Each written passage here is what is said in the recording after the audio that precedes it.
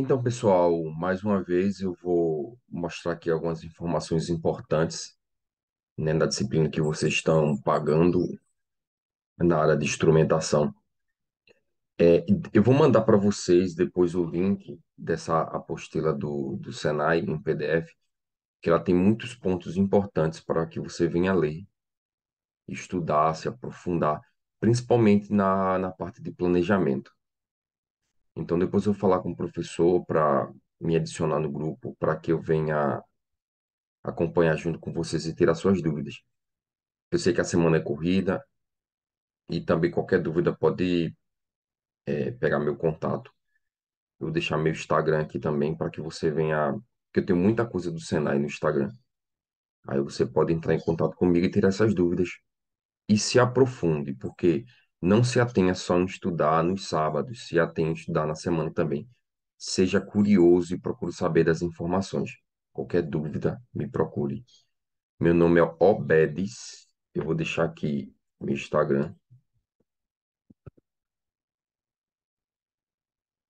E esse aqui é meu Instagram para que você venha adicionar e ir lá fazer as perguntas necessárias que você queira fazer. Tranquilo? Então, hoje eu vou falar um pouquinho sobre essa questão do planejamento. Como é que você faz o planejamento de um projeto, de um esquema, né, de equipamentos e dispositivos industriais. Acredito que vocês viram algumas coisas referente a alguns equipamentos de instrumentação e da importância da instrumentação na área. Então, eu vou mostrar aqui para vocês como é que faz esse planejamento. Então, se você pegar a apostila, eu tenho aqui, ó, plano de instalação de equipamentos e dispositivos industriais. Esses planos, eles seguem uma norma. Essas normas são normas internacionais, que até mesmo, por exemplo, nós brasileiros, nós temos a ABNT, mas existe também as normas internacionais e as normas americanas dos Estados Unidos. No caso, no nosso Brasil, existem muitas normas referente a isso, essa padronização, que é a norma do Inmetro, que ela estuda toda essa questão de planejamento, de padronização, certo? Outra coisa que é importante, que todo projeto, todo planejamento de instrumentação na área de automação deve ter, é a parte do memorial descritivo. O que é esse memorial descritivo? Ele é como se fosse um norte daquilo que você está planejando, porque nele você vai descrever tudo que está relacionado ao projeto, vai estar tudo documentado. Como assim? O memorial descritivo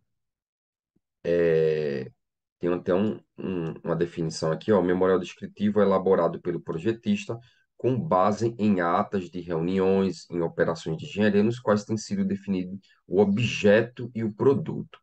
Por quê? É na própria memorial descritivo que você vai descrever os tipos de equipamentos que você vão estar utilizando, a quantidade, as referências.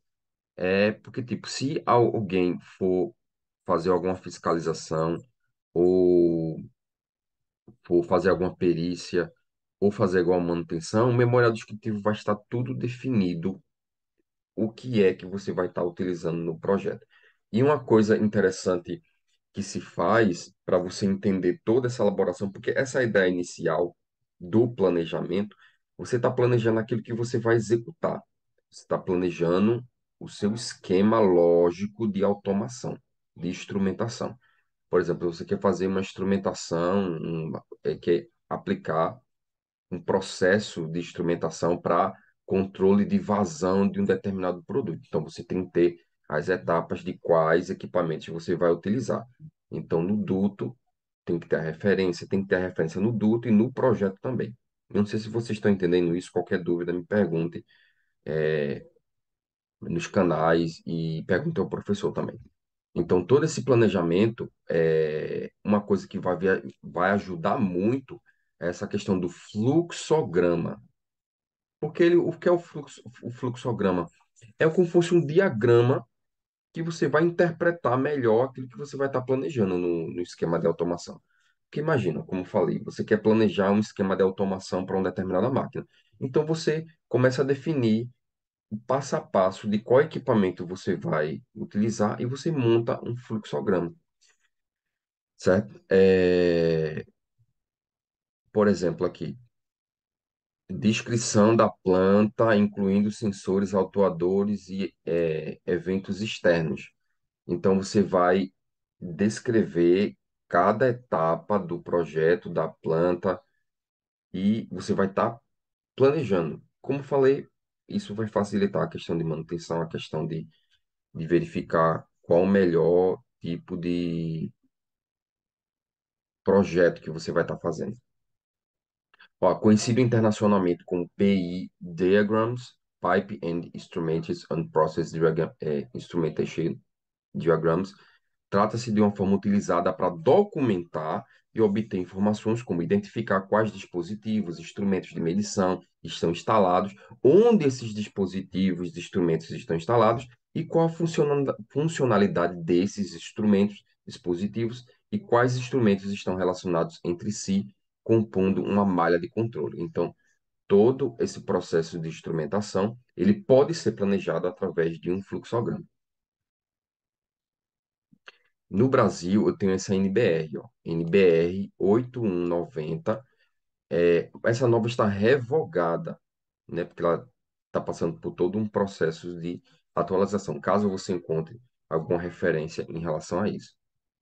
Aqui eu tenho um exemplo de uma planta de instrumentação, onde cada ponto de instrumentação ele vai ter a referência do equipamento, do local, das válvulas que ele está localizado. Porque no memorial descritivo eu faço o meu esquema da planta, né, da minha malha, e eu vou indicando e referenciando cada tipo de equipamento que vai sentar, vai ser utilizado. Ó, de acordo com a ANSI ISA 5.1, equipamentos são dispositivos integrantes de um processo que normalmente realizam uma tarefa, tais como torres de destilação, bombas, vasos, tanques, reatores, trocas de calor, clarificadores, etc. Então, todos esses processos, eles vão estar inclusos tanto nesse processo de planejamento do fluxograma, quanto na malha, né, de planejamento. Outros dispositivos que que existem também, porque, por exemplo, existe a diferença entre equipamentos e instrumentos. Equipamentos são dispositivos integrantes de um processo que normalmente realizam uma tarefa. Destilar, bomba, vaso, tanque, reator. Ele está executando a tarefa de destilar, ele está executando a tarefa de bombear. Agora, instrumentos são todos os dispositivos utilizados para medir, registrar e monitorar. Então, não se esqueça disso. Existe a diferença entre equipamento e dispositivo. Então, tudo que eu utilizo para registrar, monitorar, controlar as variáveis do processo, as variáveis do processo que vocês viram na semana passada é o quê? Variáveis do tipo pressão, variáveis do tipo temperatura. Então, todas essas variáveis elas podem ser, eu posso utilizar instrumentos que têm a função de registrar, medir, monitorar, é, ou seja, são os transmissores, sensores, indicadores, controladores, autuadores, válvulas, tudo isso aí eu posso classificar como instrumento. Ó, eu tenho um processo aqui, que é o processo de tag name. Esse nome tag name você vai ver muito nesses processos de automação, que é eu identificar o dispositivo na minha malha. E como é que eu identifico? Através de tag, de identificadores, tag names. Como você viu aqui na planta, ó, todas esses válvulas, dispositivos, eles estão referenciados. Ele tem uma tag de identificação. E outra coisa muito importante que eu quero mostrar para vocês é essa montagem de equipamentos e dispositivos. Cada equipamento de automação ele tem um procedimento de montagem. Logicamente, professor, eu peguei um instrumento de automação, eu não sei como é que ele funciona, que existem dezenas de instrumentos no dia a dia, em chão de fábrica.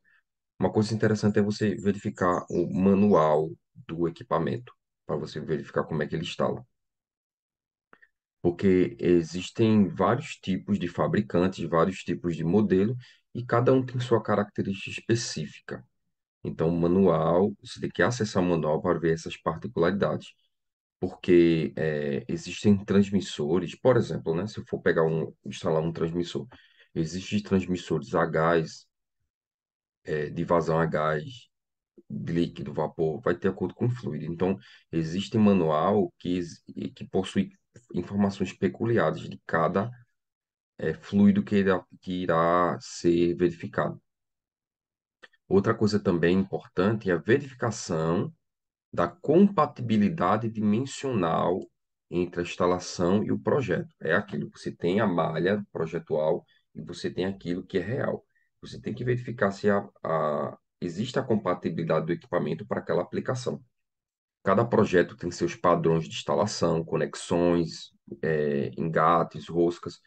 Os instrumentos também possuem seus padrões dimensionais de instalação, que nem sempre são iguais aos padrões do projeto. Por isso que a gente tem que verificar se aquele equipamento realmente é aquilo que vai estar sendo utilizado. É importante que todas as conexões das variáveis, de qualquer tipo de variável, tenham sua compatibilidade verificada entre o processo e o instrumento. Quando não possui essa compatibilidade, aí eu tenho que usar adaptadores, conectores, de acordo com as necessidades, né? Aí, no caso, a gente pode identificar instrumentos de vazão de acordo com fabricantes distintos. Aí eu tenho que verificar isso. Ó, o instrumento deve permitir fácil visualização e leitura, por isso que toda malha de instrumentação de automação ela tem sua identificação, seu código de identificação, para justamente facilitar a leitura e identificar o instrumento na malha e na instalação real. Né? Outro ponto importante é sobre a posição do instrumento no momento da instalação, que não poderá gerar situações de risco à pessoa e ao equipamento. A gente tem que ter muito cuidado em relação a isso. O segundo ponto, né, também importante, diz respeito à localização do instrumento, e o grau de proteção desse instrumento.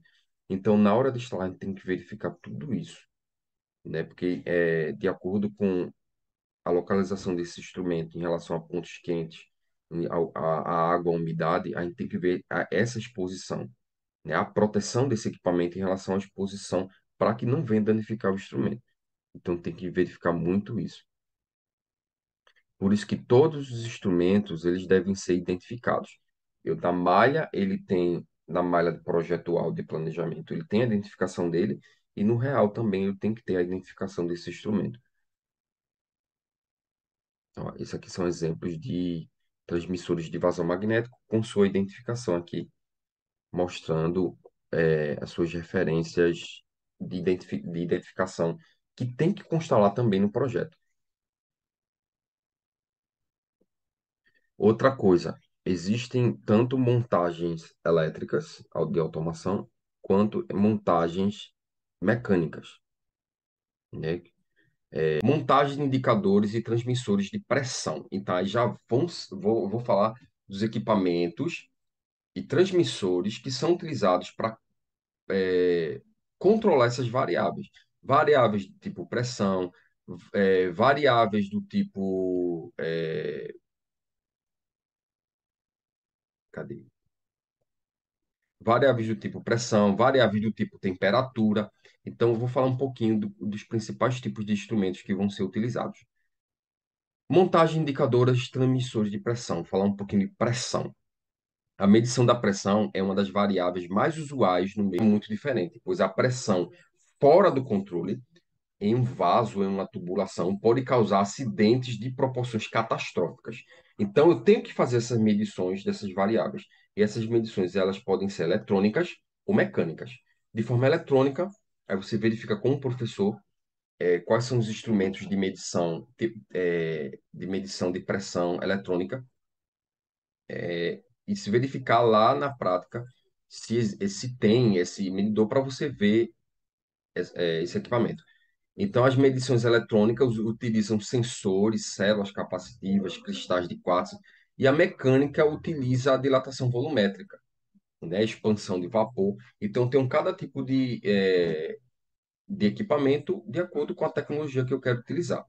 Então, aqui, ó, outro tipo de controle também de medição de pressão é o manômetro, né, muito utilizado na pneumática para controlar a pressão de ar, né? A instalação do manômetro como elemento elástico deve dar atenção a alguns itens para aumentar a vida útil do instrumento, né? Quantidade de pressão medida for pulsante, devemos utilizar manômetro como mecanismo imerso a óleo para lubrificar e amortecer as partes móveis. Que de acordo com o tipo de manômetro que eu vou usar, no caso eu dei o exemplo para vocês o manômetro para pneumática, que ele utiliza ar, né, para alimentar o sistema. Mas eu tenho um manômetro também que pode justamente fazer a pressão de outros tipos de fluido, né? O invólucro do manômetro não deverá estar aquecido caso o fluido esteja em extrema temperatura. Então, eu posso verificar esse manômetro não só ar, mas outros tipos de fluido. No caso daqui, eu devo ter cuidado em relação ao uso do manômetro em altas temperaturas que vão passar nessa tubulação. Montagem de transmissores de vazão é outro tipo de controle que eu posso fazer. A vazão é a que utiliza mais recursos tecnológicos para a fabricação de seus instrumentos, desde o usual hidrômetro doméstico, aquele que a Compesa usa, para a medição de água, até os medidores de vazão ultrassônicos a efeito Doppler. Com a apresentação de todos os tipos, tornaria esse tópico muito mais extenso, porque é muita coisa em relação aos tipos de vazão. Por exemplo, eu tenho medição de vazão por placa de orifício, que é essa daqui, ó, que eu faço o controle de vazão e eu tenho a placa que vai fazer justamente esse controle. Não sei se você já viu um equipamento desse. Apesar do tipo de elemento primário de vazão ser bastante antigo, ele ainda é mais utilizado na indústria petroquímica. As placas de orifício são medidores extremamente versáteis, pois a malha composta com a placa de orifício, o elemento primário de vazão, que estará em contato com o produto em uma transmissão de pressão diferencial que enviará o sinal de vazão até o desejado. Regularmente, todo projeto de fabricação, utilização e instalação de placa de orifício, além dessas normas, alguns detalhes importantes devem ser observados. Então, é muito utilizado em projetos de fabricação da maioria do tipo de produto, essas medições da vazão, que é para justamente ter o controle daquele fluido que está passando nas tubulações.